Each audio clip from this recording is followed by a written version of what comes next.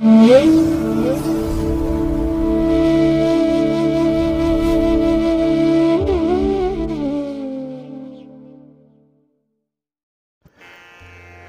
ಮಹಾಗಣಪತಿಯೇ ನಮಃ.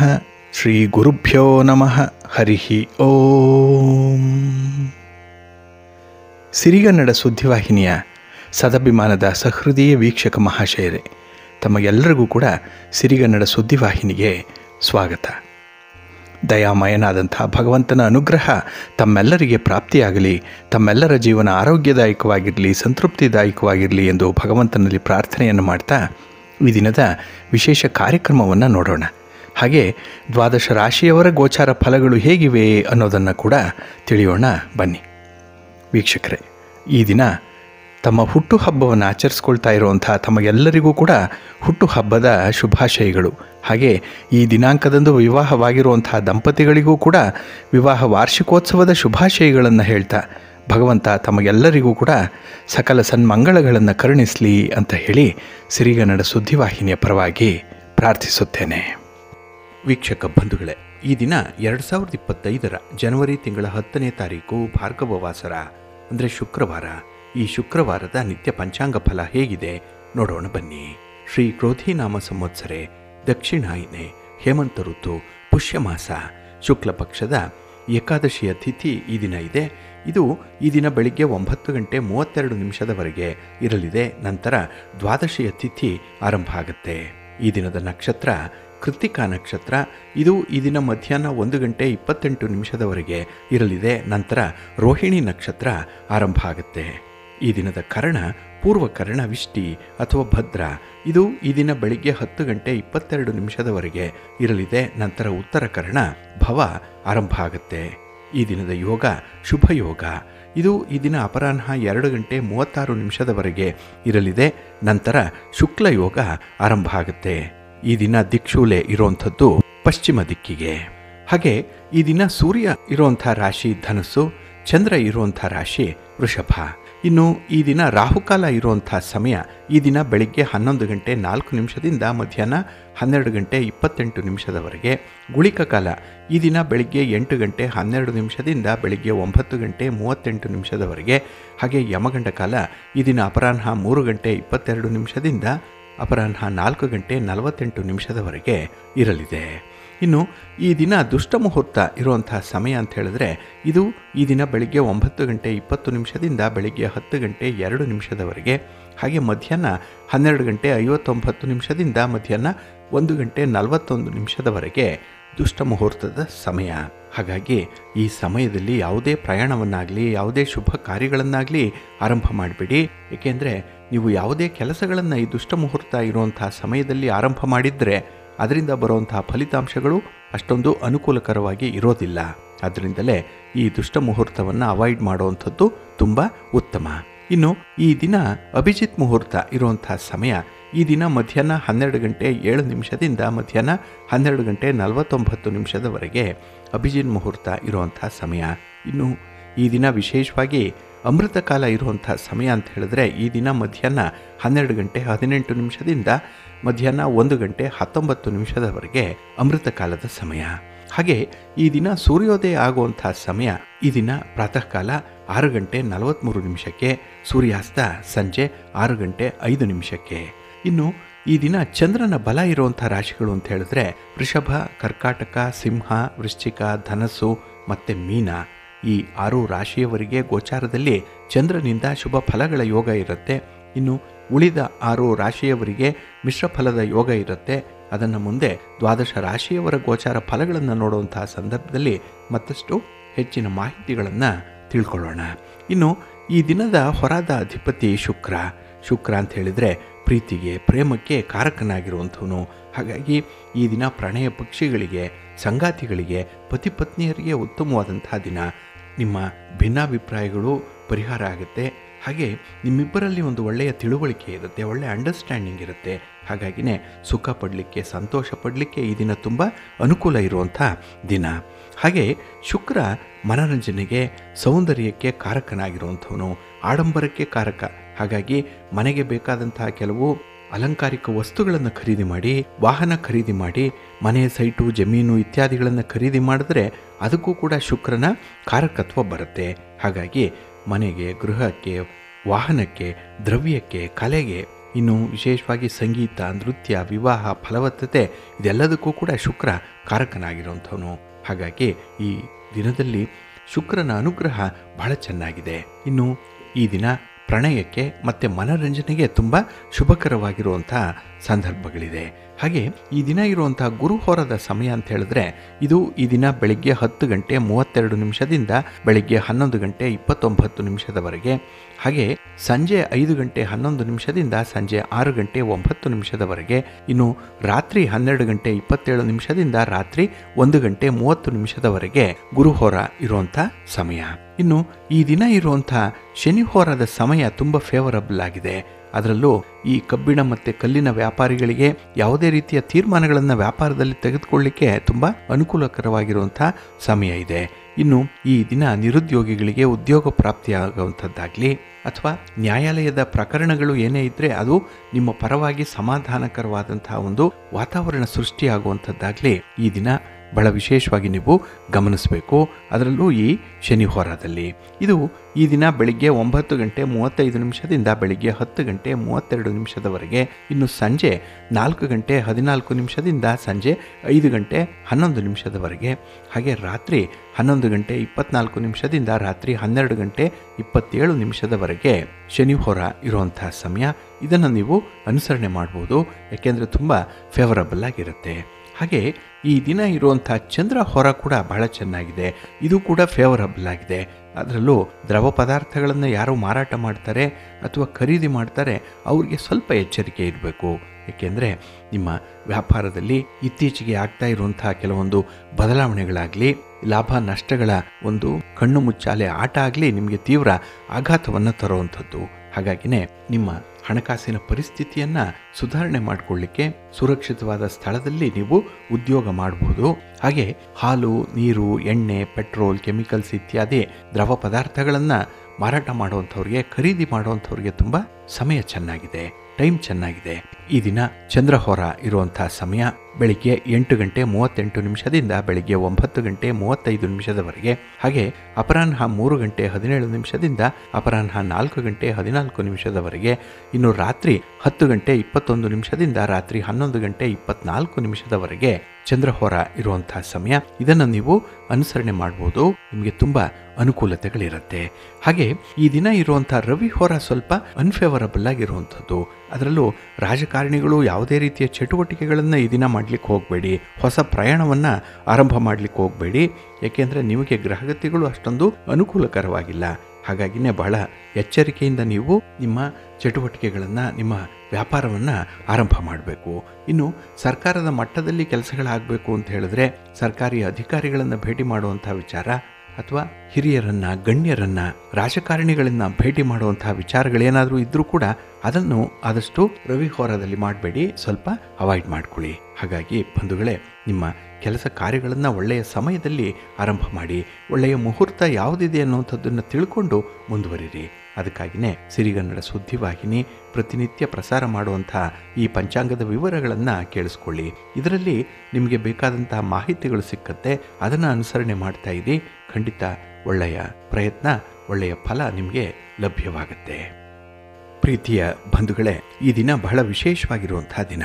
ಏಕೆಂದರೆ ಈ ದಿನ ವೈಕುಂಠ ಏಕಾದಶಿಯನ್ನು ಆಚರಣೆ ಮಾಡುವಂಥ ದಿನ. ಅದರಲ್ಲೂ ಶುಕ್ರವಾರದ ದಿನವೇ ಈ ಸಂದರ್ಭದಲ್ಲಿ ವೈಕುಂಠ ಏಕಾದಶಿ ಬಂದಿರುವಂಥದ್ದು ಮತ್ತು ಪರಮ ಪವಿತ್ರವಾಗಿರುವಂಥದ್ದು. ಹಾಗಾಗಿ ಮಹಾಲಕ್ಷ್ಮಿ ಜೊತೆಗೆ ಮಹಾವಿಷ್ಣುವನ್ನು ಈ ದಿನ ಆರಾಧನೆ ಮಾಡೋದರಿಂದ ಉತ್ತರೋತ್ತರ ಫಲಗಳು ಲಭಿಸುತ್ತೆ ಅನ್ನುವಂಥ ಒಂದು ನಂಬಿಕೆ ಕೂಡ ಇದೆ. ಹಾಗೆ ಈ ವೈಕುಂಠ ಏಕಾದಶಿ ಬಹಳ ವಿಶೇಷವಾಗಿ ಧನುರ್ಮಾಸದಲ್ಲಿ ಬರ್ತಾ ಇದೆ ಇದು. ಹಾಗಾಗಿನೇ ಈ ದಿನ ಮಹಾವಿಷ್ಣು ನಿದ್ರೆಯಿಂದ ಎದ್ದು ಮುಕ್ಕೋಟಿ ದೇವತೆಗಳಿಗೆ ದರ್ಶನ ಕೊಟ್ಟಂತಹ ಪುಣ್ಯ ದಿನ. ಆದ್ದರಿಂದಲೇ ಇದನ್ನು ಮುಕ್ಕೋಟಿ ಏಕಾದಶಿ ಅಂತ ಹೇಳಿ ಕರೆಯುವಂಥದ್ದು ಕೂಡ ಇದೆ. ಹಾಗೆ ಈ ದಿನ ಬೆಳಿಗ್ಗೆ ವಿಷ್ಣುವನ್ನು ಆರಾಧನೆ ಮಾಡುವಂಥ, ವಿಷ್ಣುವನ್ನು ಪೂಜೆ ಮಾಡುವಂಥ ಒಂದು ಸಂಕಲ್ಪವನ್ನು ಮಾಡಿಕೊಳ್ಬೇಕು. ಹಾಗೆ ವೆಂಕಟೇಶ್ವರನ ಫೋಟೋ ಇದ್ದರೆ, ಕೃಷ್ಣನ ಫೋಟೋ ಇದ್ದರೆ ಅಥವಾ ವಿಷ್ಣುವಿನ ಫೋಟೋ ಇದ್ದರೆ ಅಥವಾ ವಿಗ್ರಹ ಇದ್ದರೂ ಪರವಾಗಿಲ್ಲ, ಅದನ್ನು ಈ ದಿನ ಪೂಜೆ ಮಾಡುವಂಥದ್ದು. ಇನ್ನು ನೈವೇದ್ಯಕ್ಕೆ ತುಪ್ಪವನ್ನು, ಸಕ್ಕರೆಯನ್ನು ಅಥವಾ ಬೆಲ್ಲವನ್ನು ಹಾಕಿ ಅವಲಕ್ಕಿಯನ್ನು ಈ ದಿನ ನೈವೇದ್ಯ ಮಾಡಬೇಕು. ಹಾಗೆ ಈ ದಿನ ತುಪ್ಪದಿಂದ ಮಾಡಿದಂತಹ ಸಜ್ಜಿಗೆಯನ್ನಾಗಲಿ ಅಥವಾ ಸುಗಂಧ ಭರಿತವಾದಂತಹ ಕೆನೆ ಹಾಲನ್ನಾಗಲಿ ನೈವೇದ್ಯಕ್ಕೆ ಸಮರ್ಪಣೆ ಮಾಡಬೇಕು ಅನ್ನುವಂಥದ್ದು ಇದೆ. ಇನ್ನು ಈ ದಿನ ಬಿಳಿಯ ಹೂಗಳಿಂದ ವಿಷ್ಣುವನ್ನು ಪೂಜೆ ಮಾಡಿದ್ರೆ ಪುಣ್ಯ ಫಲ ಲಭಿಸತ್ತೆ ಅನ್ನುವಂಥದ್ದು ಇದೆ. ಈ ದಿನ ಇನ್ನೊಂದು ವಿಶೇಷತೆ ಅಂತ ಹೇಳಿದ್ರೆ, ನೀವು ಏಕಾದಶಿಯ ದಿನ ಉಪವಾಸವನ್ನು ಆಚರಣೆ ಮಾಡುವಂಥದ್ದು. ಹಾಗಾಗಿ ಈ ವರ್ಷದಲ್ಲಿ ಬರುವಂತಹ ಏಕಾದಶಿ ವ್ರತಗಳಲ್ಲಿ ಯಾರು ಉಪವಾಸವನ್ನು ಮಾಡಿರಲ್ಲ ಅಂಥವರು ಈ ದಿನ ಅಂದರೆ ಈ ಒಂದು ದಿನ ಉಪವಾಸ ಮಾಡಿದ್ರೂ ಸಾಕು, ವಿಶೇಷ ಫಲ ಪ್ರಾಪ್ತಿಯಾಗತ್ತೆ ಅನ್ನುವಂಥ ಒಂದು ಉಲ್ಲೇಖ ಇದೆ. ಹಾಗಾಗಿನೇ ಈ ವೈಕುಂಠ ಏಕಾದಶಿ ವಿಶೇಷವಾಗಿ ಧನುರ್ಮಾಸದಲ್ಲಿ ಬಂದಿರುವಂಥದ್ದು ಹೆಚ್ಚಿನ ಮಹತ್ವವನ್ನು ಪಡ್ಕೊಂಡಿದೆ. ಅದರಲ್ಲೂ ಈ ಶುಕ್ರವಾರದ ದಿನ ಬಂದಿರುವಂಥದ್ದು ಮತ್ತು ವಿಶೇಷತೆ. ಹಾಗೆ ಈ ದಿನ ಮಹಾವಿಷ್ಣು ಮುರ ಅನ್ನುವಂಥ ರಾಕ್ಷಸನನ್ನು ಏಕಾದಶ ಅನ್ನುವಂಥ ತನ್ನ ಆಯುಧದಿಂದ ಸಂಹಾರ ಮಾಡಿದಂತಹ ದಿನ. ಹಾಗೆ ಕ್ಷೀರಸಾಗರ ಮಂಥನ ಮಾಡಿ ಅಮೃತ ಉದ್ಭವವಾದಂತಹ ದಿನ ಅಂತ ಕೂಡ ಹೇಳ್ತಾರೆ. ಇನ್ನು ಪಿತಾಮಹರಾದಂತಹ ಭೀಷ್ಮರು ವಿಷ್ಣು ಸಹಸ್ರನಾಮ ಸ್ತೋತ್ರವನ್ನು ಬೋಧಿಸಿದಂತಹ ದಿನವೂ ಕೂಡ ವೈಕುಂಠ ಏಕಾದಶಿ ಆಗಿದೆ.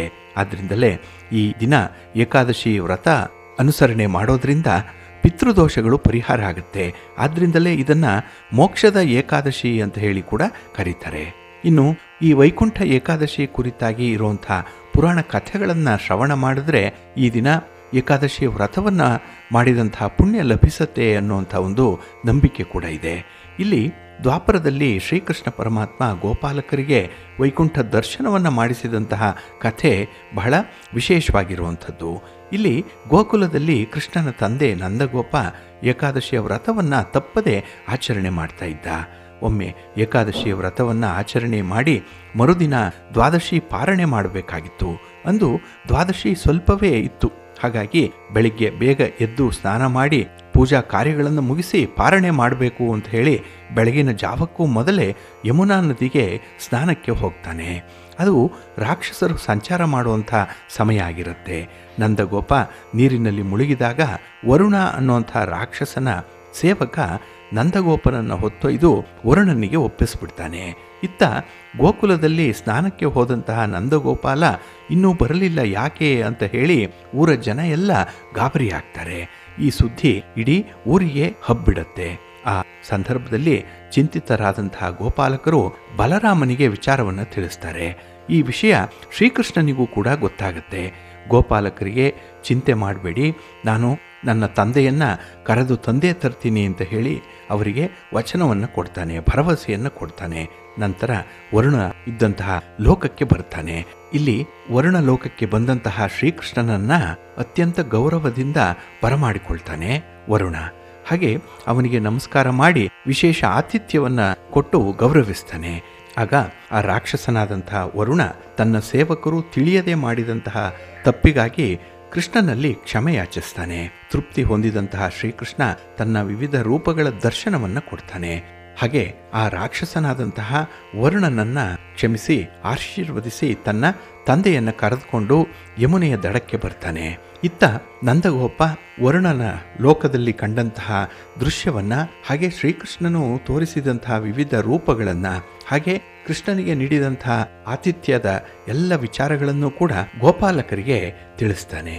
ಈ ಕಥೆಯನ್ನು ಭಕ್ತಿಯಿಂದ ಕೇಳಿದಂತಹ ಗೋಪಾಲಕರು ತಮಗೆ ಮಾತ್ರ ಕೃಷ್ಣನ ವಿವಿಧ ರೂಪದ ದರ್ಶನ ಭಾಗ್ಯ ಇಲ್ಲವಾಯ್ತಲ್ಲ ಅಂತ ಹೇಳಿ ಬೇಸರ ಪಟ್ಕೊಳ್ತಾರೆ.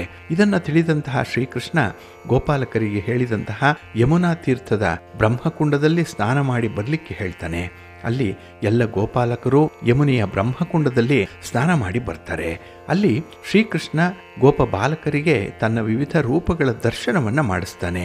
ಹೀಗೆ ಗೋಪ ಬಾಲಕರು ಶ್ರೀಕೃಷ್ಣನ ದಿವ್ಯ ರೂಪದ ದರ್ಶನವನ್ನು ತೋರಿಸಿದ್ದು ಇಂದಿನ ಭೂವೈಕುಂಠ ಅಂತ ಹೇಳಿ ಪ್ರಸಿದ್ಧಿ ಪಡಿಸಿರುವಂತಹ ಪುಣ್ಯಕ್ಷೇತ್ರವಾದಂತಹ ತಿರುಪತಿಯಲ್ಲಿ. ಹಾಗಾಗಿನೇ ಗೋಪಾಲಕರಿಗೆ ಶ್ರೀಕೃಷ್ಣನು ದಿವ್ಯ ದರ್ಶನವನ್ನು ತೋರಿಸಿದ್ದು ವೈಕುಂಠ ಏಕಾದಶಿಯ ಸಂದರ್ಭದಲ್ಲಿ ಅನ್ನುವಂಥದ್ದು. ಹಾಗಾಗಿನೇ ಭೂ ವೈಕುಂಠದಲ್ಲಿ ನೆಲೆಸಿರುವಂತಹ ತಿರುಪತಿ ಶ್ರೀನಿವಾಸನ ದರ್ಶನದ ಪುಣ್ಯ ಪಡೆದಂಥವರಿಗೆ ಮಾತ್ರ ಪುತ್ರಾದಿ ಸಂಪತ್ತುಗಳು ಅಭಿವೃದ್ಧಿ ಹೊಂದತ್ತೆ ಅಂತ ಹೇಳ್ತಾರೆ.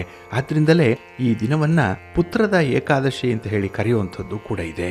ಇನ್ನು ಸಕಲ ಭೋಗ ಭಾಗ್ಯಗಳನ್ನ ಅನುಭವಿಸಿದ್ರೂ ಕೂಡ ಪರಮಾತ್ಮನ ದರ್ಶನ ಆದ್ಮೇಲೆ ಅವರಿಗೆ ಖಂಡಿತ ಮೋಕ್ಷ ಸಿಕ್ಕತ್ತೆ. ಅಂತಹ ಮೋಕ್ಷವನ್ನ ಪಡ್ಕೊಳ್ಬೇಕು ಅಂತ ಹೇಳಿದ್ರು ಕೂಡ ಈ ದಿನ ವಿಷ್ಣುವನ್ನ, ಕೃಷ್ಣನನ್ನ ಪ್ರಾರ್ಥನೆ ಮಾಡ್ಕೊಳ್ಬೇಕು, ದರ್ಶನ ಮಾಡ್ಕೊಳ್ಬೇಕು ಅನ್ನುವಂಥ ಒಂದು ವಿಚಾರ ಇದೆ. ಇನ್ನು ಈ ಮೋಕ್ಷದ ಹಾಗೆ ಪುತ್ರದ ಏಕಾದಶಿಯ ಮಹತ್ವದ ಬಗ್ಗೆ ಒಂದು ಕಥೆ ಇದೆ. ಇಲ್ಲಿ ರಾಜರ್ಷಿ ವೈಖಾನಸ ಅನ್ನುವಂಥ ರಾಜ ಚಂಪಕ ಅನ್ನುವಂಥ ನಗರವನ್ನ ಆಳ್ತಾ ಇದ್ದ. ಅವನ ಪತ್ನಿ ಶೈಭ್ಯ. ಈ ದಂಪತಿಗಳಿಗೆ ಸಂತಾನ ಇಲ್ಲದೆ ತುಂಬ ವರ್ಷ ಕೊರಗ್ತಾ ಇದ್ರು. ರಾಜನ ನಂತರ ರಾಜ್ಯಭಾರ ಮಾಡುವಂಥವ್ರು ಯಾರು, ಯಾರಿಗೆ ಪಟ್ಟಾಭಿಷೇಕ ಮಾಡಬೇಕು ಅನ್ನುವಂಥದ್ದನ್ನ ಪತಿ ಪತ್ನಿ ಇಬ್ಬರೂ ಕೂಡ ಮಾತಾಡಿಕೊಂಡು ಪ್ರತಿದಿನ ಚಿಂತೆ ಮಾಡ್ತಾ ಅಂತಃಪುರದಲ್ಲಿ ಕಾಲ ಕಳೀತಾ ಇದ್ರು. ಒಮ್ಮೆ ರಾಜನಿಗೆ ಒಂದು ಕನಸು ಬೀಳತ್ತೆ. ತನ್ನ ತಂದೆ ನರಕದಲ್ಲಿ ಪ್ರೇತಾತ್ಮಕವಾಗಿ ನೇತಾಡ್ತಾ ಇರುವಂಥದ್ದನ್ನು ನೋಡ್ತಾನೆ. ಆ ಕುರಿತು ಅರಮನೆಯ ಹಿರಿಯ ಪಂಡಿತರಲ್ಲಿ ವಿಚಾರ ಮಾಡಿದಾಗ ಅವರು ತಮ್ಮ ಯೋಗ ದೃಷ್ಟಿಯಿಂದ ನೋಡಿ ರಾಜನಿಗೆ, ನಿಮ್ಮ ತಂದೆ ನರಕದಲ್ಲಿ ಪ್ರೇತಾತ್ಮ ಆಗಿರುವ ಕಾರಣ ಅವರು ಜೀವಿಸಿರುವಾಗ ಅನೇಕ ಪತ್ನಿಯರನ್ನ ಹೊಂದಿದ್ರು. ಅದರಲ್ಲಿ ಒಬ್ಬ ಪತ್ನಿ ಋತುಮತಿಯಾದಾಗ ಆಕೆ ಬೇಡವೆಂದರೂ ಕೂಡ ಆಕೆಯ ಜೊತೆ ಸಂಬಂಧವನ್ನ ಮಾಡಿದ್ರು. ಹಾಗೆ ಇನ್ನೊಮ್ಮೆ ಅದೇ ಪತ್ನಿ ರಸಿಕತೆಯನ್ನ ಬಯಸಿ ಬಂದಾಗ ದೂರ ತಳ್ಳಿದ.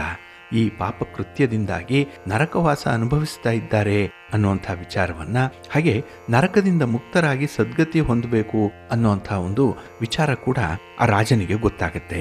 ಆಗ ಆಸ್ಥಾನ ಗುರುಗಳು ಹತ್ತಿರದಲ್ಲೇ ಇರುವಂಥ ಪರ್ವತದಲ್ಲಿ ವಾಸ ಆಗಿರುವಂತಹ ಋಷಿ ಮುನಿಗಳಲ್ಲಿ ಪರಿಹಾರವನ್ನು ಕೇಳು ಅಂತ ಹೇಳಿ ಕಳಿಸ್ತಾರೆ. ಇನ್ನು ರಾಜ ಆ ಋಷಿ ಮುನಿಗಳನ್ನ ಕಾಣಲಿಕ್ಕೆ ಅಂತ ಹೇಳಿ ಕುದುರೆಯನ್ನು ಹತ್ತಿ ದಟ್ಟಾರಣ್ಯದತ್ತ ಹೊರಡ್ತಾನೆ. ಅಲ್ಲಿ ಪಶು ಪಕ್ಷಿಗಳೆಲ್ಲ ತಮ್ಮ ಸಂತಾನದೊಂದಿಗೆ ಸಂತೋಷವಾಗಿ ಜೀವಿಸುವುದನ್ನು ಕಂಡು ತನಗೆ ಈ ಭಾಗ್ಯವಿಲ್ಲವಲ್ಲ ಅಂತ ಅಂದುಕೊಳ್ತಾನೆ. ಮುಂದೆ ಮುಂದೆ ಹೋದಂತೆ ಹಸಿವಾಗುತ್ತೆ, ನೀರಡಿಕೆ ಆಗುತ್ತೆ. ಎಲ್ಲಾದರೂ ಒಂದು ಋಷಿಗಳ ಆಶ್ರಮ ಇರುತ್ತಾ ಅಂತ ಹೇಳಿ ಹುಡುಕ್ತಾ ಇರ್ತಾನೆ.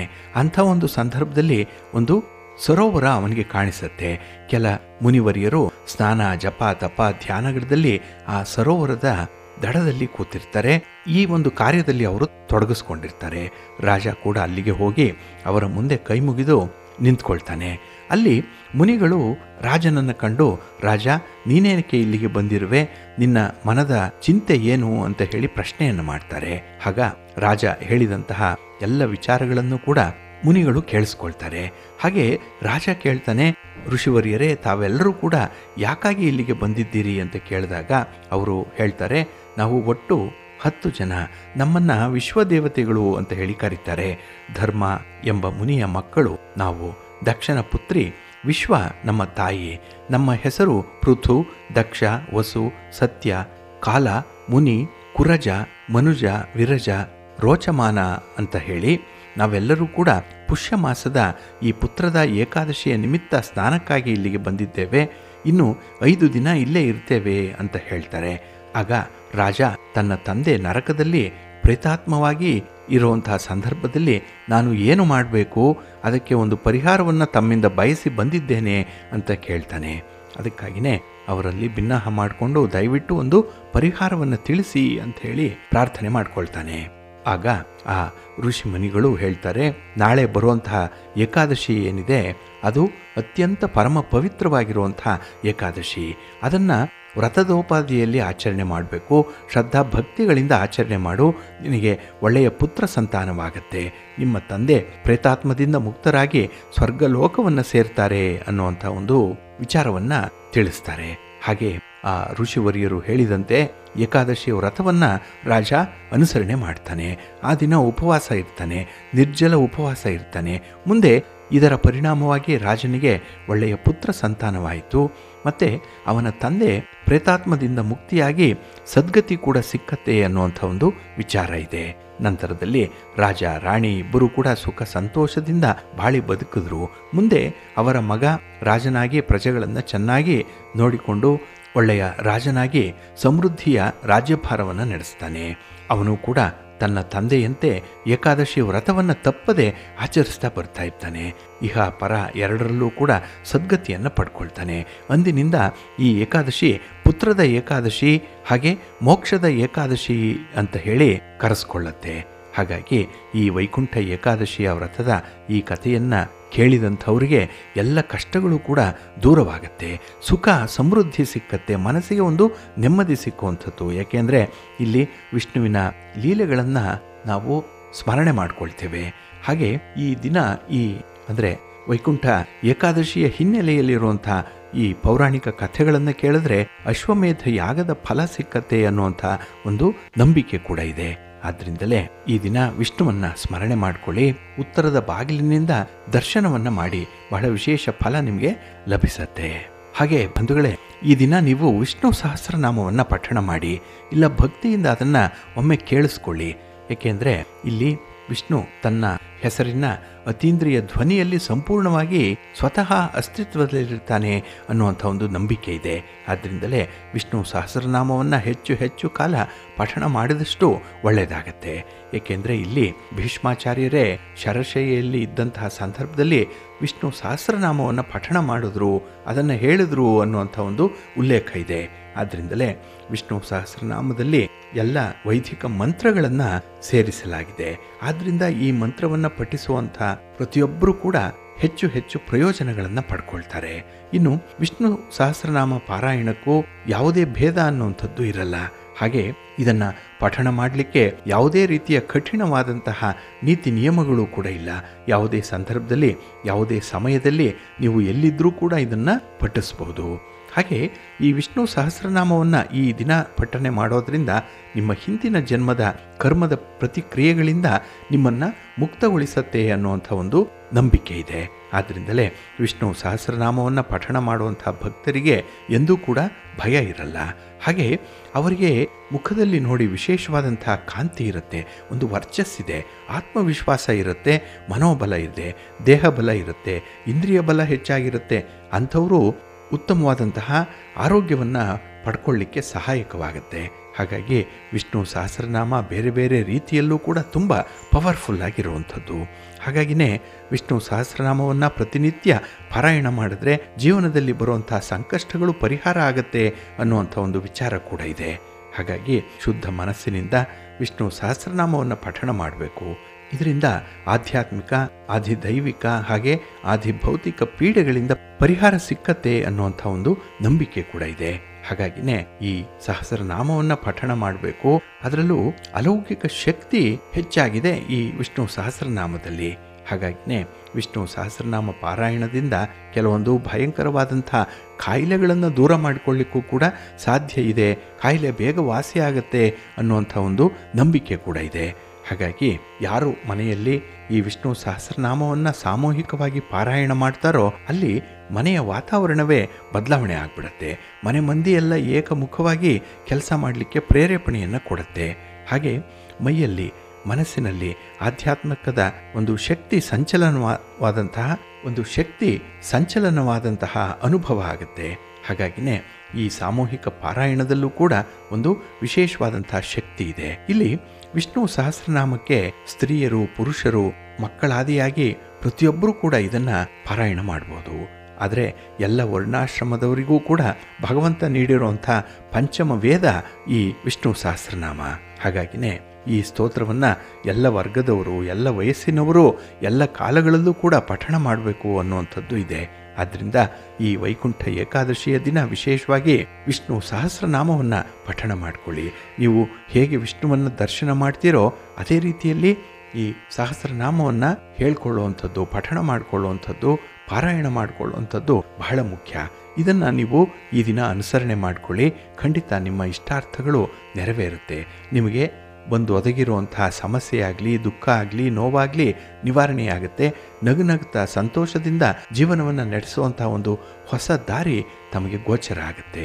ಹಾಗಾಗಿ ಈ ದಿನ ವೈಕುಂಠ ಏಕಾದಶಿಯ ಹಿನ್ನೆಲೆಯಲ್ಲಿ ಭಗವಂತ ತಮಗೆಲ್ಲರಿಗೂ ಕೂಡ ಆಯುರಾರೋಗ್ಯ ಐಶ್ವರ್ಯಾದಿಗಳನ್ನು ಕೊಟ್ಟು ಕಾಪಾಡಲಿ. ವಿಷ್ಣುವಿನ ಅನುಗ್ರಹ, ಮಹಾಲಕ್ಷ್ಮಿಯ ಅನುಗ್ರಹ ತಮ್ಮೆಲ್ಲರಿಗೂ ಕೂಡ ಪ್ರಾಪ್ತಿಯಾಗ್ತಾ ಇರಲಿ. ಸದಾ ಸುಖದಿಂದ, ಸೌಖ್ಯದಿಂದ, ಆರೋಗ್ಯದಿಂದ ಇರಿ. ಸರ್ವೇ ಜನಾಃ ಸುಖಿನೋ ಭವಂತು. ಒಳ್ಳೆಯದಾಗಲಿ. ಪ್ರೀತಿಯ ಬಂಧುಗಳೇ, ಇನ್ನು ಮುಂದೆ ದ್ವಾದಶ ರಾಶಿಯವರ ಗೋಚಾರ ಫಲಗಳು ಹೇಗಿವೆ ನೋಡೋಣ ಬನ್ನಿ. ಮೊದಲಿಗೆ ಮೇಷರಾಶಿ. ಮೇಷರಾಶಿಯವರಿಗೆ ಈ ದಿನ ದ್ವಿತೀಯದಲ್ಲಿ ಚಂದ್ರ ಇದ್ದಾನೆ. ಇದು ಧನಸ್ಥಾನ, ಇದು ವಾಕ್ಸ್ಥಾನ. ಹಾಗಾಗಿ ಈ ದಿನ ನಿಮ್ಮ ಮಾತಿನ ವೈಖರಿಯಿಂದ ಕೆಲವೊಂದು ಬರಬೇಕಾದಂಥ ಹಣಕಾಸಿನ ವ್ಯವಹಾರಗಳು ಕೂಡ ಕೈತಪ್ಪಿ ಹೋಗುವಂಥ ಸಾಧ್ಯತೆಗಳಿದೆ. ಏಕೆಂದರೆ ಈ ದಿನ ನಿಮ್ಮ ಮಾತು ನಿಮಗೆ ಸ್ವಲ್ಪ ಹಿನ್ನಡೆಯನ್ನು ತರುವಂಥದ್ದು, ಮಾತಿನಿಂದ ಕೆಲವೊಂದು ಅನರ್ಥಗಳು ಉಂಟಾಗುವಂಥ ಸಾಧ್ಯತೆಗಳು ಕೂಡ ಇದೆ.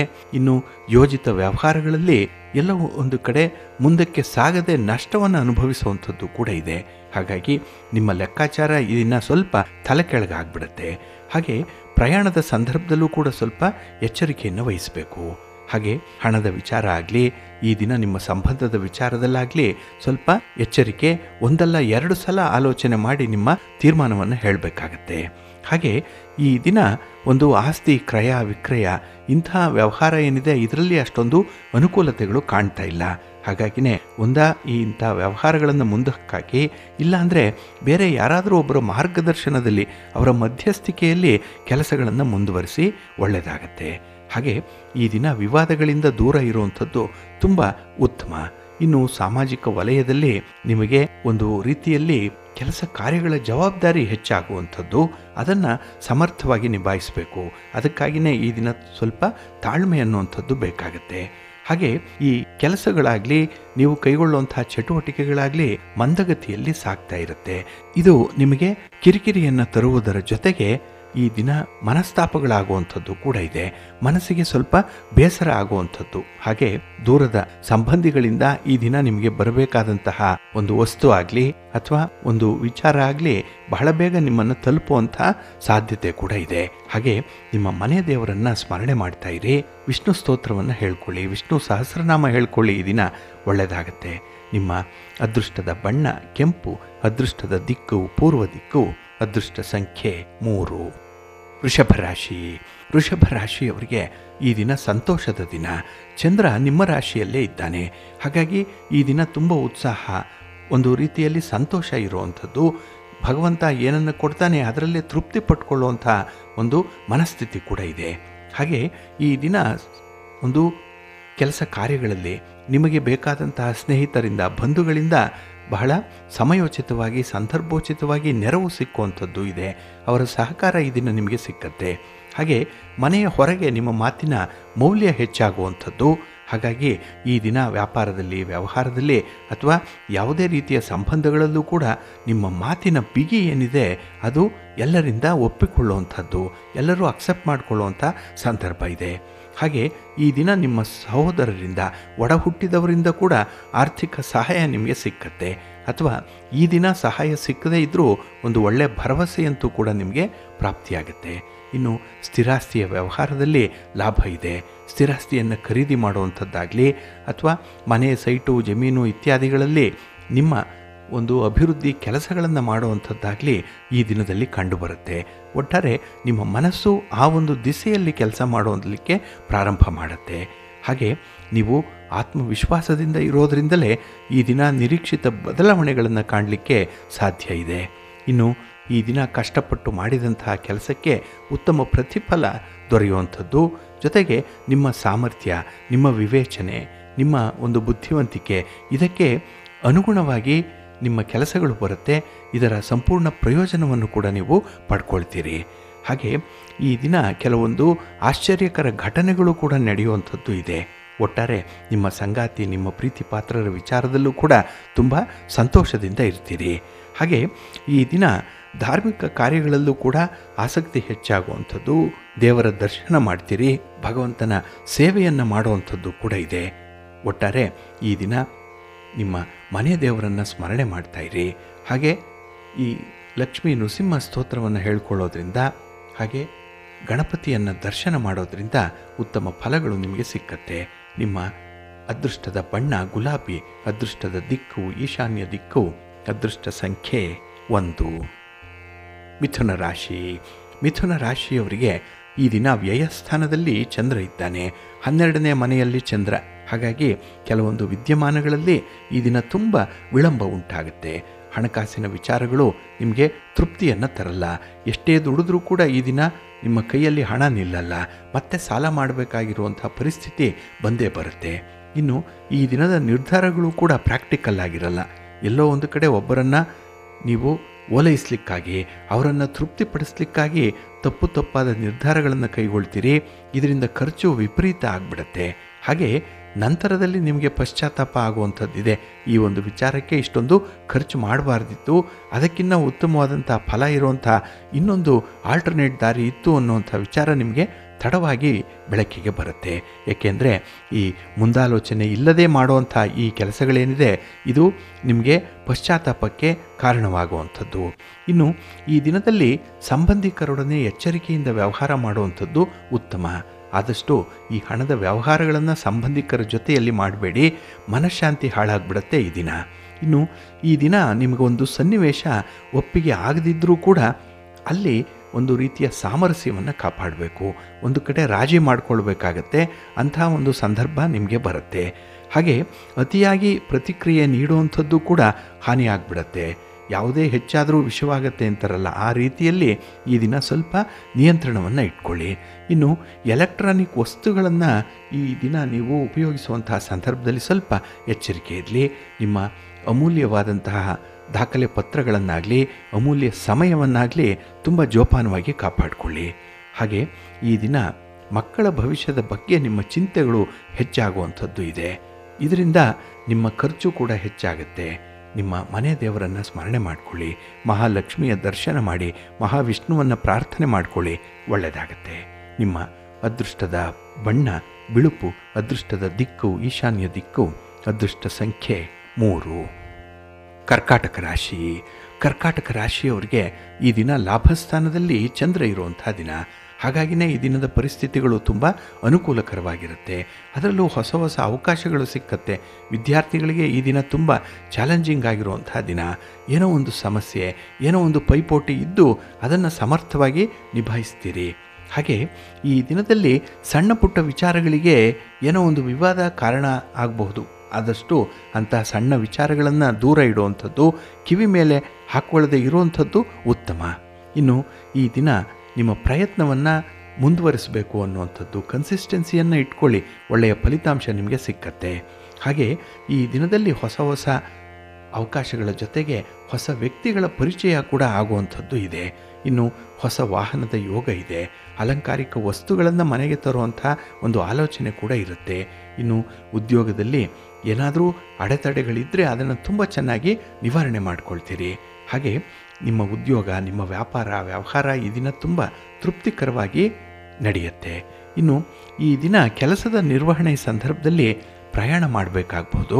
ಪ್ರಯಾಣದಲ್ಲಿ ಸ್ವಲ್ಪ ಜಾಗ್ರತೆ ಇರಲಿ, ಅದು ನಿಮಗೆ ಶುಭ ಲಾಭವನ್ನು ತರುತ್ತೆ. ಹಾಗೆ ಈ ದಿನ ಕಲಾವಿದರಿಗೆ, ಹಾಗೆ ಚಲನಚಿತ್ರ ಆಗಲಿ, ಟಿ ವಿ ಧಾರಾವಾಹಿಗಳಲ್ಲಿ ಭಾಗವಹಿಸುವಂಥ ಕಲಾವಿದರು ಯಾರಿದ್ದಾರೆ ಅವರಿಗೆ ಉತ್ತಮವಾದಂಥ ಅವಕಾಶಗಳು ಈ ದಿನ ಸಿಕ್ಕುವಂಥದ್ದು. ಹಾಗೆ ಪ್ರೇಮಿಗಳಿಗೆ ದಿನ ಚೆನ್ನಾಗಿದೆ. ನಿಮ್ಮ ಪ್ರೇಮ ನಿವೇದನೆಯನ್ನು ಮಾಡಿಕೊಳ್ಬೋದು. ಇನ್ನು ವಿಶೇಷವಾಗಿ ಪುಸ್ತಕಗಳನ್ನು ಮಾರಾಟ ಮಾಡುವಂಥವ್ರಿಗೆ ಲಾಭ ಇದೆ. ಏಕೆಂದರೆ ಪುಸ್ತಕಗಳ ಖರೀದಿ ಈ ದಿನ ಕೂಡ ಮುಂದುವರಿಯುವಂಥದ್ದು ಇದೆ. ಆದರೆ ನಿಮ್ಮ ಹಿತಶತ್ರುಗಳ ಬಗ್ಗೆ ಮಾತ್ರ ಸ್ವಲ್ಪ ಜಾಗ್ರತೆಯಿಂದ ಇರಿ, ಅಲರ್ಟ್ ಆಗಿರಿ. ನಿಮ್ಮ ಇಷ್ಟ ದೇವರನ್ನು ಆರಾಧನೆ ಮಾಡಿಕೊಳ್ಳಿ. ಹಾಗೆ ಭಕ್ತಿಯಿಂದ ಈ ದಿನ ಶಿವ ಪಂಚಾಕ್ಷರಿ ಮಂತ್ರವನ್ನು ಹೇಳ್ಕೊಳ್ಳಿ, ಶಿವಸ್ತೋತ್ರವನ್ನು ಹೇಳ್ಕೊಳ್ಳಿ, ವಿಷ್ಣುವಿನ ದರ್ಶನ ಮಾಡಿ, ಒಳ್ಳೆಯದಾಗುತ್ತೆ. ನಿಮ್ಮ ಅದೃಷ್ಟದ ಬಣ್ಣ ಬಿಳುಪು, ಅದೃಷ್ಟದ ದಿಕ್ಕು ಈಶಾನ್ಯ ದಿಕ್ಕು, ಅದೃಷ್ಟ ಸಂಖ್ಯೆ 1. ಸಿಂಹರಾಶಿ. ಸಿಂಹರಾಶಿಯವರಿಗೆ ಈ ದಿನ ಗ್ರಹಗತಿಗಳು ತುಂಬ ಅನುಕೂಲಕರವಾದಂಥ ಸ್ಥಿತಿಯಲ್ಲಿದೆ. ಅದಕ್ಕಾಗಿಯೇ ಈ ದಿನ ನಿಮ್ಮ ಕೆಲಸ ಕಾರ್ಯಗಳಲ್ಲಿ ನಿಮಗೆ ತೃಪ್ತಿಯ ಜೊತೆಗೆ ಒಂದು ಲಾಭ ಕೂಡ ಸಿಕ್ಕತ್ತೆ. ಹಾಗೆ ಕೈಗೊಂಡಂಥ ಕೆಲಸ ಕಾರ್ಯಗಳು ತುಂಬ ಸುಗಮವಾಗಿ ಪೂರ್ಣ ಆಗುವಂಥದ್ದು ಇದೆ. ನೀವು ಯಾವುದೇ ವಿಚಾರಕ್ಕೆ ಪರಿತಪಿಸುವಂಥ ಅಗತ್ಯತೆ ಇಲ್ಲ. ದುಃಖ ಇದೆ, ಆದರೂ ಕೂಡ ಅದನ್ನು ಹೇಗೆ ನಿವಾರಣೆ ಮಾಡ್ಕೊಳ್ಬೋದು ಅನ್ನುವಂಥ ಒಂದು ಪ್ರಾಕ್ಟಿಕಲ್ ಆಗಿರುವಂಥ ನಾಲೆಡ್ಜ್ ನಿಮಗೆ ಈ ದಿನ ಪ್ರಾಪ್ತಿಯಾಗತ್ತೆ. ಹಾಗೆ ಈ ದಿನ ನಿಮ್ಮ ಸಂಬಂಧಿಕರ ಜೊತೆ ಆಗಲಿ, ಸ್ನೇಹಿತರ ಜೊತೆ ಆಗಲಿ ಬಹಳ ಸಂಬಂಧಪೂರ್ಣವಾಗಿ ಸಾಮರಸ್ಯದಿಂದ ವರ್ತಿಸುವಂಥದ್ದು ಇದೆ. ಇನ್ನು ಮನೆಯಲ್ಲಿ ಕುಟುಂಬ ಸದಸ್ಯರೊಂದಿಗೆ ಈ ದಿನ ನೀವು ಕೆಲಸಗಳನ್ನು ಹಂಚಿಕೊಂಡು ಮಾಡುವಂಥದ್ದು ಇದೆ. ಇದು ನಿಮಗೆ ಸಂತೋಷವನ್ನು ತರುತ್ತೆ. ಹಾಗೆ ವ್ಯಾಪಾರ ವ್ಯವಹಾರಗಳು ಕೂಡ ನಿರೀಕ್ಷಿತ ಮಟ್ಟದಲ್ಲಿ ಇರುತ್ತೆ. ಇನ್ನು ಈ ದಿನ ಯಾರನ್ನೋ ನಂಬಿ ಸಾಲ ಕೊಡುವಂಥದ್ದಾಗಲಿ ಅಥವಾ ಸಾಲ ಮಾಡಿ ಹಣವನ್ನು ತಂದು ಈ ವ್ಯವಹಾರಕ್ಕೆ ಇನ್ವೆಸ್ಟ್ ಮಾಡುವಂಥ ವಿಚಾರಗಳಲ್ಲಾಗಲಿ ಸ್ವಲ್ಪ ತಟಸ್ಥವಾಗಿದ್ಬಿಡಿ. ಏಕೆಂದರೆ ಈ ದಿನ ಅಂಥ ಹಣಕಾಸಿನ ವ್ಯವಹಾರಗಳಲ್ಲಿ ನಿಮಗೆ ಸ್ವಲ್ಪ ಅಡ್ಡಿ ಆತಂಕಗಳು ಬರುವಂಥದ್ದು ಕೂಡ ಇದೆ. ಇನ್ನು ಈ ದಿನ ನಿಮ್ಮ ಸಹೋದ್ಯೋಗಿಗಳ ಜೊತೆಯಲ್ಲಾಗಲಿ ಅಥವಾ ನಿಮ್ಮ ಮನೆಯಲ್ಲಿರುವಂಥ ಹಿರಿಯರ ಜೊತೆಯಲ್ಲಾಗಲಿ ಸ್ವಲ್ಪ ಪರ್ಯಾಯ ವ್ಯವಸ್ಥೆಯ ಬಗ್ಗೆ ಹಾಗೆ ಈ ಸಮಸ್ಯೆಗೆ ಒಂದು ಪರಿಹಾರವನ್ನು ಕಂಡುಕೊಳ್ಳುವಂಥ ನಿಟ್ಟಿನಲ್ಲಿ ಸ್ವಲ್ಪ ಪ್ರಯತ್ನ ಮಾಡಿ, ಒಳ್ಳೆಯದಾಗತ್ತೆ. ಈ ದಿನ ವಿಶೇಷವಾಗಿ ಉದ್ಯೋಗ ಕ್ಷೇತ್ರದಲ್ಲಿ ನಿಮ್ಮ ಜವಾಬ್ದಾರಿಯ ಮಾತು ನಿಮ್ಮ ಗೌರವವನ್ನು ಕಾಪಾಡುತ್ತೆ. ಹಾಗೆ ಈ ದಿನ ಅತಿಯಾದ ಮಾತು ಕೂಡ ಸ್ವಲ್ಪ ತೊಂದರೆ ಆಗ್ಬೋದು. ಹಾಗಾಗಿ ಮಾತನ್ನು ನಿಯಂತ್ರಣದಲ್ಲಿ ಇಟ್ಕೊಳ್ಳಿ. ಇನ್ನು ಈ ದಿನ ಬೇರೆಯವರ ಮಾತನ್ನಾಗಲಿ ಅವರ ಭಾವನೆಯನ್ನು ಅತಿಯಾಗಿ ನಂಬಲಿಕ್ಕೆ ಹೋಗಬೇಡಿ. ಆದಷ್ಟು ಪ್ರಾಕ್ಟಿಕಲ್ ಆಗಿದೆ. ನಿಮ್ಮ ಮನೆ ದೇವರನ್ನು ಸ್ಮರಣೆ ಮಾಡಿಕೊಳ್ಳಿ.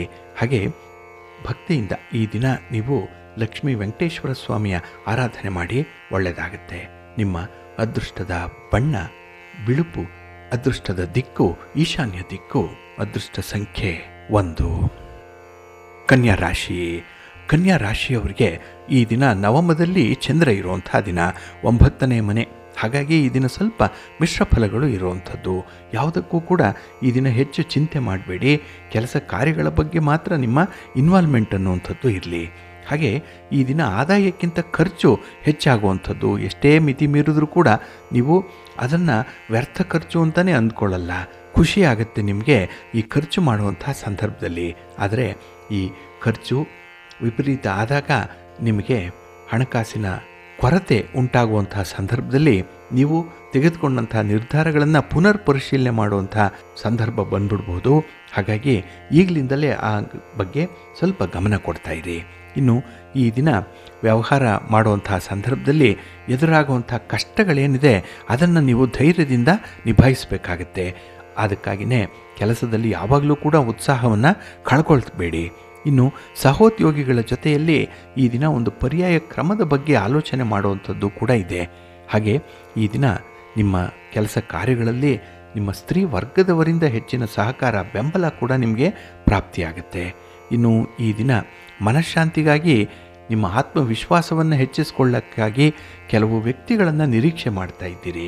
ಹಾಗಾಗಿ ಅಂಥ ವ್ಯಕ್ತಿ ಬಂದಾಗ ನಿಮ್ಮ ಯೋಗಕ್ಷೇಮವನ್ನು ವಿಚಾರ ಮಾಡುವಂಥ ಸಂದರ್ಭದಲ್ಲಿ ನಿಮಗೆ ಹಳೆಯ ನೆನಪುಗಳು ಕಾಡುವಂಥದ್ದು ಕೂಡ ಇದೆ. ಒಟ್ಟಾರೆ ನಿಮ್ಮ ದೂರದರ್ಶಿತ್ವ ಏನಿದೆ ಅದಕ್ಕೆ ಪೂರಕವಾದಂತಹ ಕೆಲವೊಂದು ಮಾರ್ಗದರ್ಶನಗಳನ್ನು ಈ ದಿನ ಪಡ್ಕೊಳ್ಳುವಂಥ ಸಾಧ್ಯತೆ ಕೂಡ ಇದೆ. ನಿಮ್ಮ ಮನೆ ದೇವರನ್ನು ಸ್ಮರಣೆ ಮಾಡ್ತಾ ಇರಿ. ಹಾಗೆ ಭಕ್ತಿಯಿಂದ ಈ ದಿನ ಆಂಜನೇಯ ಸ್ತೋತ್ರವನ್ನು ಹೇಳ್ಕೊಳ್ಳಿ, ಹನುಮಾನ್ ಚಾಲೀಸನ್ನು ಹೇಳ್ಕೊಳ್ಳಿ, ಒಳ್ಳೆಯದಾಗತ್ತೆ. ನಿಮ್ಮ ಅದೃಷ್ಟದ ಬಣ್ಣ ತಿಳಿ ಹಸಿರು, ಅದೃಷ್ಟದ ದಿಕ್ಕು ಈಶಾನ್ಯ ದಿಕ್ಕು, ಅದೃಷ್ಟ ಸಂಖ್ಯೆ 2. ತುಲಾರಾಶಿ. ತುಲಾರಾಶಿಯವರಿಗೆ ಈ ದಿನ ಮಿಶ್ರ ಫಲಗಳಿರುವಂಥ ದಿನ. ಅದರಲ್ಲೂ ಅಷ್ಟಮದಲ್ಲಿ ಚಂದ್ರ ಇದ್ದಾನೆ. ಹಾಗಾಗಿ ಈ ದಿನ ಸಣ್ಣ ಪುಟ್ಟ ವಿಚಾರಗಳಿಗೂ ಕೂಡ ಮನಸ್ತಾಪಗಳಾಗುತ್ತೆ, ವಿವಾದ ಉಂಟಾಗುವಂಥದ್ದು. ಹಾಗೆ ಈ ದಿನ ಮನೆಯಲ್ಲೂ ಕೂಡ ಏತಿ ಅಂದರೆ ಪ್ರೇತಿ ಅನ್ನುವಂಥವರೇ ನಿಮ್ಮ ಸುತ್ತಮುತ್ತಲೂ ಇರ್ತಾರೆ. ಹಾಗಾಗಿ ಈ ದಿನ ಮಾನಸಿಕ ನೆಮ್ಮದಿಯಲ್ಲಿರುತ್ತೆ. ಹೇಗಿರುತ್ತೆ ಅದನ್ನು ಎಷ್ಟು ಕಾಲ ನಾವು ನಿಯಂತ್ರಣದಲ್ಲಿ ಇಟ್ಕೊಳ್ಬೋದು, ನಮ್ಮಲ್ಲಿ ಅದನ್ನು ಇಟ್ಕೊಳ್ಬೋದು ಅನ್ನೋವಂಥ ವಿಚಾರದಲ್ಲಿ ನೀವು ವಿಚಿತ್ರವಾದ ಆಲೋಚನೆಯಲ್ಲಿ ಕೂಡ ಇರ್ತೀರಿ.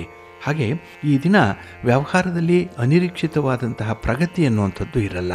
ಯಾರದ್ದೋ ಒಂದು ಸಲಹೆ ಮಾರ್ಗದರ್ಶನ ನಿಮ್ಮನ್ನು ತಪ್ಪು ದಾರಿಗೆ ಎಳೆಯುತ್ತೆ. ಇನ್ನು ಈ ದಿನ ಖರ್ಚು ವೆಚ್ಚಗಳು ವಿಪರೀತ ಆಗುವಂಥದ್ದು. ಇನ್ನು ಸಂಬಂಧಿಕರ ಜೊತೆಯಲ್ಲಿ ವಿವಾದಗಳಿಂದ ದೂರ ಇರಬೇಕಾಗತ್ತೆ. ಏಕೆಂದರೆ ಈ ಆಸ್ತಿ ವಿಚಾರವಾಗಲಿ ಅಥವಾ ಸಂಬಂಧಗಳ ವಿಚಾರವಾಗಲಿ ಹಣಕಾಸಿನ ವಿಚಾರದಲ್ಲಾಗಲಿ ಈ ದಿನ ಮನಸ್ತಾಪಗಳಾಗುತ್ತೆ. ಸ್ವಲ್ಪ ಜಾಗ್ರತೆ. ಹಾಗೆ ಕಷ್ಟಪಟ್ಟು ದುಡಿದರೂ ಕೂಡ ಫಲ ಸಿಕ್ಕಲ್ಲ ಈ ದಿನ. ಅದು ಮಾನಸಿಕವಾಗಿ ಸ್ವಲ್ಪ ಕಿರಿಕಿರಿಯನ್ನು ಉಂಟು ಮಾಡುವಂಥ ಸಂದರ್ಭ ಕೂಡ ಇದೆ. ಪ್ರಮುಖ ವ್ಯವಹಾರಗಳಲ್ಲಿ ಅಡಚಣೆಗಳು ಇರುವಂಥದ್ದು. ವ್ಯಾಪಾರ ಮತ್ತು ಉದ್ಯೋಗದಲ್ಲಿ ಹೊಸ ಸಮಸ್ಯೆಗಳು ಈ ದಿನ ಉದ್ಭವ ಆಗುವಂಥ ಸಾಧ್ಯತೆಗಳು ತುಂಬ ಇದೆ. ಹಾಗೆ ಈ ದಿನ ನಿಮ್ಮ ಹೊಸತಾದ ಉದ್ಯೋಗದ ಅವಕಾಶಗಳು ಸಮಯಕ್ಕೆ ಸರಿಯಾದಂತಹ ಒಂದು ಪ್ರತಿಕ್ರಿಯೆಯಿಂದ ಮಾತ್ರ ಯಶಸ್ಸನ್ನು ಪಡ್ಕೊಳ್ಳುತ್ತೆ. ಹಾಗಾಗಿ ಈ ದಿನ ತುಂಬ ಅಲರ್ಟ್ ಆಗಿರಿ, ತುಂಬ ರೆಸ್ಪಾನ್ಸಿಬಿಲಿಟೀಸನ್ನು ತೆಗೆದುಕೊಳ್ಬೇಕಾಗತ್ತೆ. ಹಾಗೆ ಈ ದಿನ ವ್ಯಾಪಾರದಲ್ಲಿ, ವ್ಯವಹಾರದಲ್ಲಿ, ಈ ಮೂರನೆಯವರ ವಿಚಾರದಲ್ಲಿ, ಈ ಮಧ್ಯಸ್ಥಿಕೆದಾರರ ವಿಚಾರದಲ್ಲಿ ಸ್ವಲ್ಪ ಜಾಗ್ರತೆಯಿಂದ ಇರಿ. ನಿಮ್ಮ ಮನೆ ದೇವರನ್ನು ಸ್ಮರಣೆ ಮಾಡ್ತಾ ಇರಿ. ಹಾಗೆ ಭಕ್ತಿಯಿಂದ ಈ ದಿನ ಕನಕಧಾರ ಸ್ತೋತ್ರವನ್ನು ಹೇಳ್ಕೊಳ್ಳಿ. ಮಹಾಲಕ್ಷ್ಮಿಯ ದರ್ಶನ ಮಾಡಿ, ಒಳ್ಳೆಯದಾಗತ್ತೆ. ನಿಮ್ಮ ಅದೃಷ್ಟದ ಬಣ್ಣ ಕೆಂಪು, ಅದೃಷ್ಟದ ದಿಕ್ಕು ಈಶಾನ್ಯ ದಿಕ್ಕು, ಅದೃಷ್ಟ ಸಂಖ್ಯೆ 2. ವೃಶ್ಚಿಕ ರಾಶಿ. ವೃಶ್ಚಿಕ ರಾಶಿಯವರಿಗೆ ಈ ದಿನ 7ರಲ್ಲಿ ಚಂದ್ರ ಇರುವಂಥ ದಿನ. ಇದು ಕಳತ್ರ ಸ್ಥಾನ. ಹಾಗಾಗಿ ಈ ದಿನ ಶುಭ ಕಾರ್ಯಗಳ ಜೊತೆಗೆ ಒಂದು ಶುಭವಾದಂತಹ ಫಲಿತಾಂಶಗಳು ನಿಮಗೆ ಸಿಕ್ಕತ್ತೆ. ಹಾಗಾಗಿ ನಿರೀಕ್ಷೆಯಲ್ಲಿದ್ದಂತಹ ಕೆಲವೊಂದು ವಸ್ತುಗಳನ್ನು ಪಡ್ಕೊಳ್ಳುವಂಥದ್ದು ಈ ದಿನ ಇದೆ. ಇನ್ನು ವ್ಯಾಪಾರ ವ್ಯವಹಾರಗಳು ತುಂಬ ಉತ್ಸಾಹದಾಯಕವಾಗಿರುತ್ತೆ. ಎನರ್ಜಿ ಲೆವೆಲ್ ಬಹಳ ವಿಪರೀತವಾಗಿದೆ ಈ ದಿನದಲ್ಲಿ.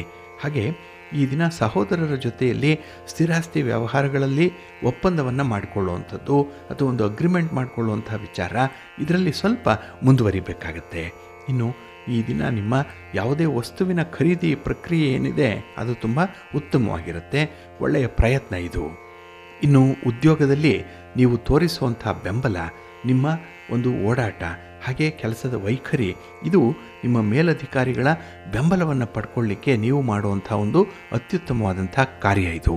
ಹಾಗೆ ಇಲ್ಲಿ ಸ್ವಾಮಿ ಕಾರ್ಯ ಸ್ವಕಾರ್ಯ ಎರಡೂ ಆಗುವಂಥದ್ದು. ಕೆಲಸ ಮಾಡಲೇಬೇಕು, ಮಾಡ್ತೀರಿ, ಆದರೆ ಅದನ್ನು ತುಂಬ ಮುತುವರ್ಜಿಯಿಂದ ಮಾಡೋದ್ರಿಂದ ಅದು ನಿಮ್ಮ ವೈಯಕ್ತಿಕ ವರ್ಚಸ್ಸನ್ನು ತಿಳಿಸತ್ತೆ. ಇನ್ನು ಈ ದಿನ ಮನಃಶಾಂತಿಯನ್ನು ಪಡ್ಕೊಳ್ಳಿಕ್ಕೆ ನೀವೇನು ಪರದಾಡುವಂಥ ಅಗತ್ಯತೆ ಇಲ್ಲ. ಯಾಕೆಂದರೆ ಚಿಂತೆಯಲ್ಲಿ ಬಿಟ್ಟರೂ ಕೂಡ ನಿದ್ದೆ ಮಾಡಿ ಬರುವಂಥವ್ರು, ವಿಶ್ರಾಂತಿಯನ್ನು ಪಡ್ಕೊಳ್ಳುವಂಥವ್ರು. ಹಾಗಾಗಿಯೇ ಈ ದಿನ ಬಹಳ ವಿಶೇಷವಾಗಿ ನಿಮ್ಮ ಕಾರ್ಯಕ್ಷೇತ್ರದಲ್ಲಿ ಸುಲಭವಾಗಿ ಯಶಸ್ಸನ್ನು ಪಡ್ಕೊಳ್ಳುವಂಥದ್ದು ಇದೆ. ಇನ್ನು ಈ ದಿನ ಖರ್ಚು ವೆಚ್ಚಗಳ ಸಂದರ್ಭದಲ್ಲಿ ಸ್ವಲ್ಪ ಎಚ್ಚರಿಕೆ ಇರಲಿ. ಸ್ವಲ್ಪ ವ್ಯವಹಾರ ಜ್ಞಾನ ಈ ದಿನ ಇಟ್ಕೊಳ್ಬೇಕಾಗತ್ತೆ. ಹಣ ಉಳಿತಾಯ ಮಾಡುವಂಥ ಒಂದು ಪ್ರಕ್ರಿಯೆಯಲ್ಲಿ ನಿಮ್ಮನ್ನು ನೀವು ತೊಡಗಿಸ್ಕೊಳ್ಳಿ. ಅದಕ್ಕಾಗಿಯೇ ತಜ್ಞರ ಅಭಿಪ್ರಾಯವನ್ನು ಪಡ್ಕೊಳ್ಳಿ, ಒಳ್ಳೆಯದಾಗತ್ತೆ. ನಿಮ್ಮ ಮನೆ ದೇವರನ್ನು ಸ್ಮರಣೆ ಮಾಡ್ತಾಯಿರಿ. ಹಾಗೆ ಭಕ್ತಿಯಿಂದ ಆಂಜನೇಯ ಸ್ತೋತ್ರವನ್ನು ಈ ದಿನ ಹೇಳ್ಕೊಳ್ಳಿ. ಹನುಮಾನ್ ಚಾಲೀಸನ್ನು ಹೇಳ್ಕೊಳ್ಳಿ. ಶಿವನ ಪರಿವಾರ ದೇವತೆಗಳನ್ನು ಕೂಡ ಈ ದಿನ ಪ್ರಾರ್ಥನೆ ಮಾಡ್ತಾಯಿರಿ, ಒಳ್ಳೆಯದಾಗತ್ತೆ. ನಿಮ್ಮ ಅದೃಷ್ಟದ ಬಣ್ಣ ಬಿಳುಪು, ಅದೃಷ್ಟದ ದಿಕ್ಕು ಈಶಾನ್ಯ ದಿಕ್ಕು, ಅದೃಷ್ಟ ಸಂಖ್ಯೆ 1. ಧನುರಾಶಿ. ಧನುರಾಶಿಯವರಿಗೆ ಈ ದಿನ ಚೆನ್ನಾಗಿದೆ.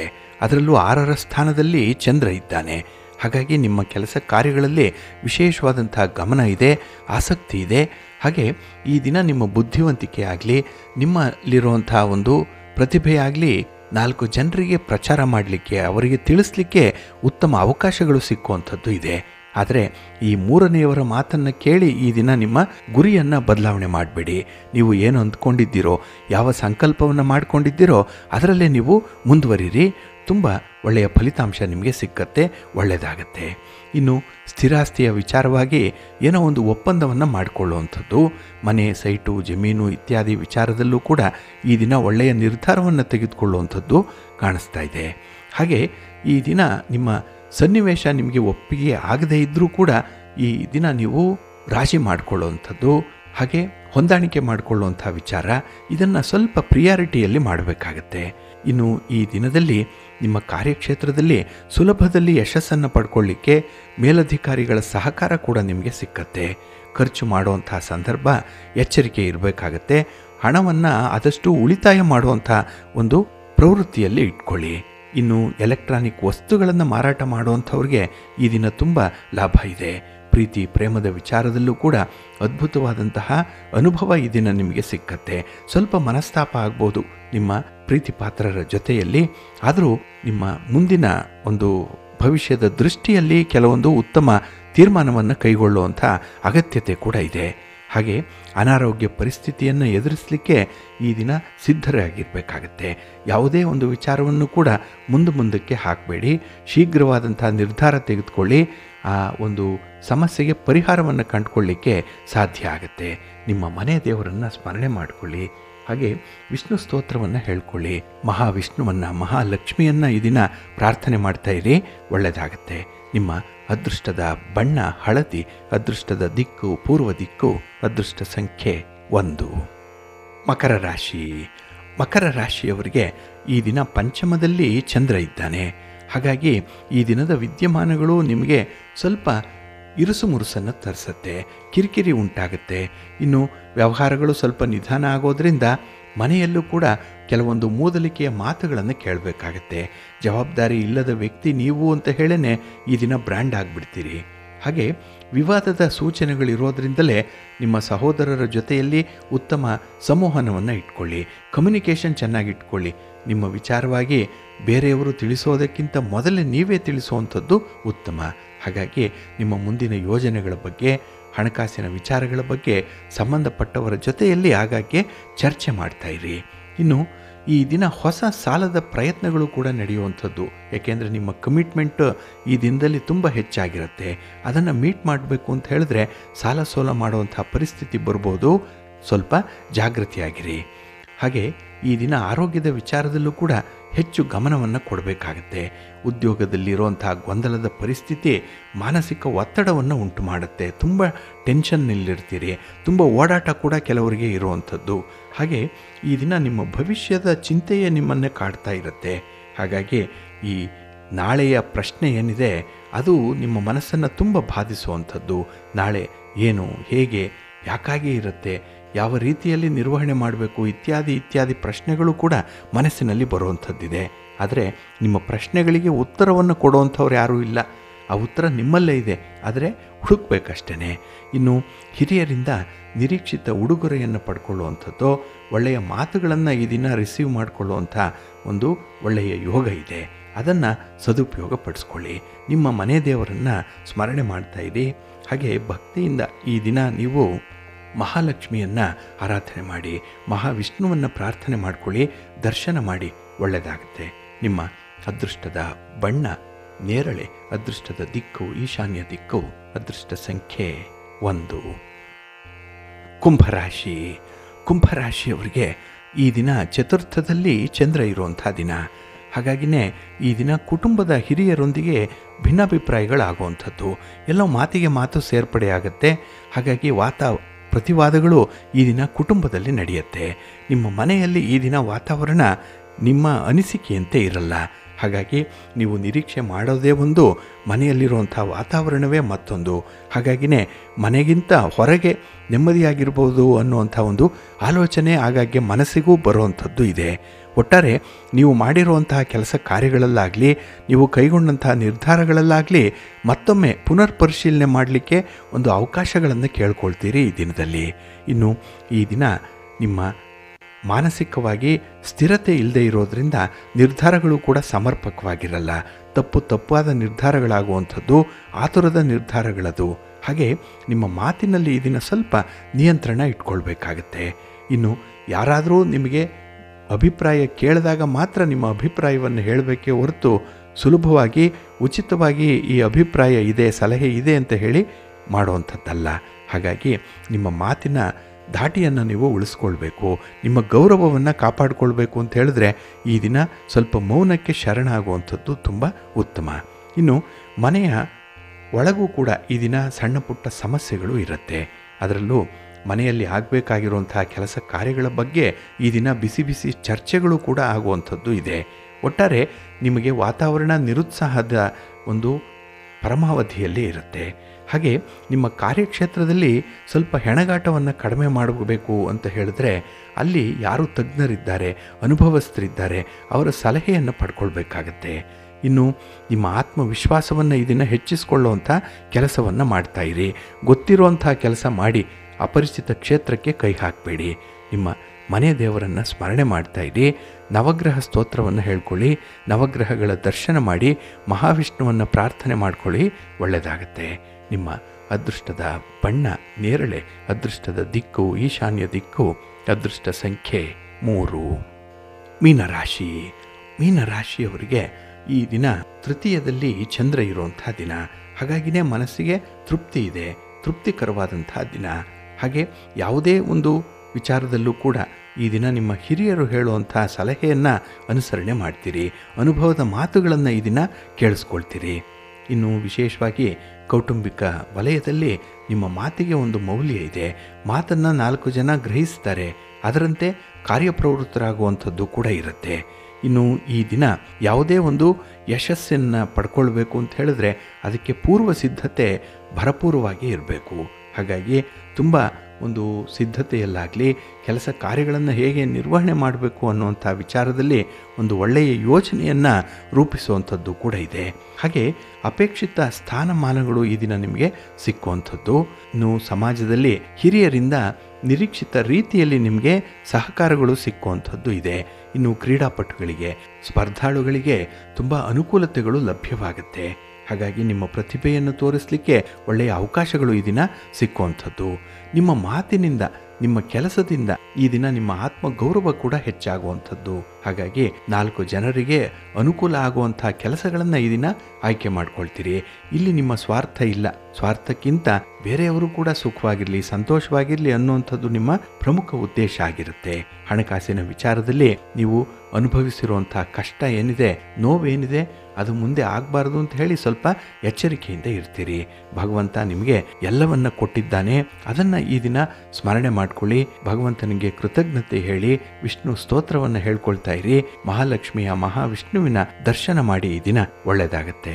ನಿಮ್ಮ ಅದೃಷ್ಟದ ಬಣ್ಣ ಹಳದಿ, ಅದೃಷ್ಟದ ದಿಕ್ಕು ಪೂರ್ವ ದಿಕ್ಕು, ಅದೃಷ್ಟ ಸಂಖ್ಯೆ 1.